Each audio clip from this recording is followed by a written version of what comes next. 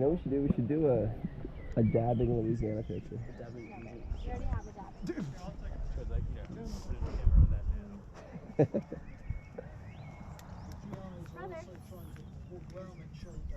Perimeter is secure, and it never is. It's a leaky front at best, with troops flowing backwards and forwards. Now the Germans stay here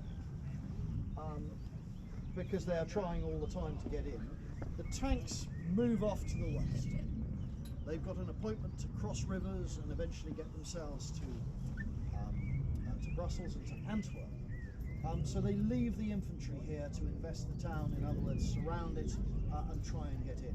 Because even if you can't get in with the first wave, logistically supplying the tanks, supplying the German armies, you still need these roads and you would still like to seize the town. But from post-Christmas, with the Allies ruling the skies, the one premise the Germans have and the one premise Hitler starts with, which is that the skies are his because the cloud base is low, the weather is appalling, it's snow showers. Sooner or later that's going to disappear, which is why I would argue the Battle of the Bulge is a non-starter. It's never going to win, the Germans are never going to win, because sooner or later the skies will clear and Allied air supremacy will make itself felt.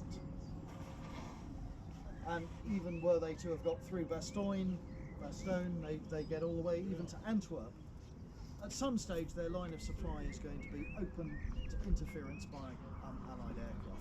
Well, that happens much sooner than they or we expect. The clouds clear at first on Christmas Day and then spectacularly on the day after. And wave after wave of bombers come over, and all they have to do is attack anything on the roads, because in nearly every case, if it's coming from the direction of Germany, it's going to be German. And so within a very short space of time, the Germans start losing a lot of their logistics supplies, particularly fuel, but all their tanks are vulnerable. They have lots of mobile anti-aircraft guns, but even those prove vulnerable. The commander of Panzer Lehr, who's